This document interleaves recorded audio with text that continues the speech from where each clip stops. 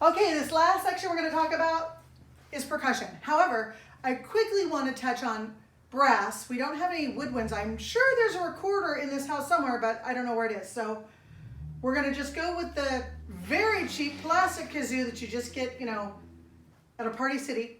But they all run on the same idea. So Chance, go ahead and play the kazoo.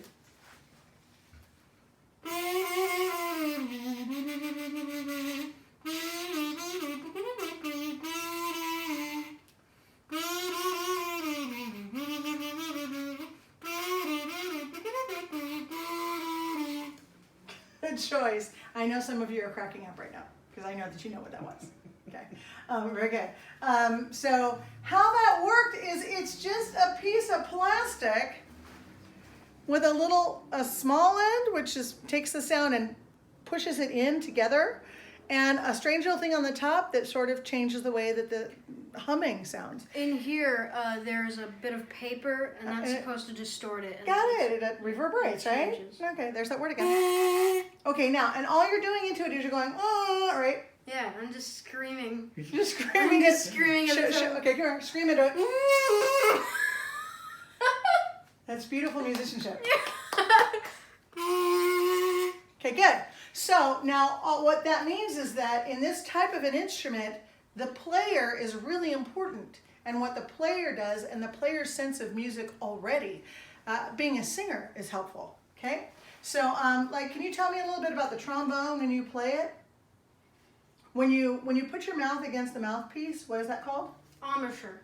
Embouchure, right? And what happens if your lips are too far apart? Well, most of the air will escape the mouthpiece, and the mouthpiece isn't going to get enough air, so the sound isn't going to come out strong. And if the sound doesn't come out strong, then the audience can't hear it. Got it. So if you want your instrument to work properly, you use correct embouchure. Now, does that change from instrument to instrument? So is the embouchure on your trombone going to be different from the embouchure on a trumpet? My embouchure on the trombone is going to be a bit more loose than a trumpet. Okay. The trumpet's mouthpiece is smaller and tighter, meaning that you have to blow harder and your embouchure has to be tighter to fit for those needs. Now what about the clarinet or the saxophone, where you put your mouth around like with this one? Because your embouchure on your trombone, you don't actually put the... No, you put, for a clarinet, there's something called a reed. And you put that reed into your mouth. So you have to lick it to get it, moist and stuff. And then you put it in your mouth. And then you just blow into the instrument. And yeah. Okay. And then you... But on your trombone, you go like that. Okay. Kind of like when you go... It's a lot like that. Actually, something we do is a slow buzz, and it's exactly like that. It's just without sound. How's that go? See? So not only does that work for vocalizing and singing, it also works for playing instruments for which you need embouchure. Yeah? Mm-hmm. Okay, thank you. Cool.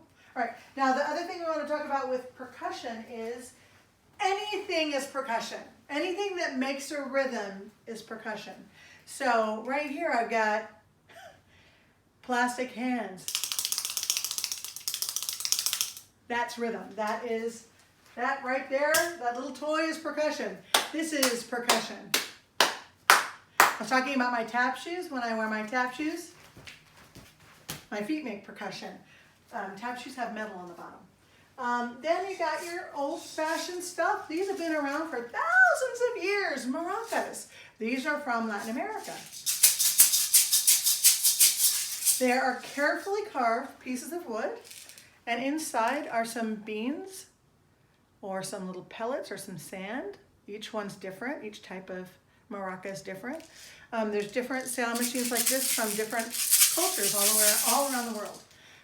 So these particular ones were handmade in Mexico when I was a kid. So these are fabulous, all of them. And what you do with maracas, simple as can be. Then you have, again, I'm pretty sure we have a tambourine around here somewhere. When I find it, I'll play it for you. There's drum sets, there's cymbals, there's all sorts of things, but bottom line is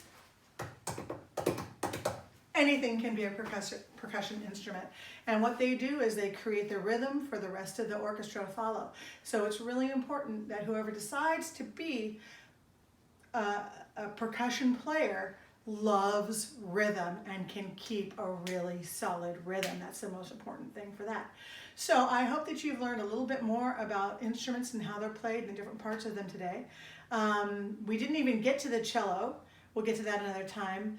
We're having bow problems at the moment. We want to be able to show you a proper bow that's not messed up, and our bow is a little bit old, so then we can show you the difference between a good bow and a bad bow when that happens. So thanks a lot.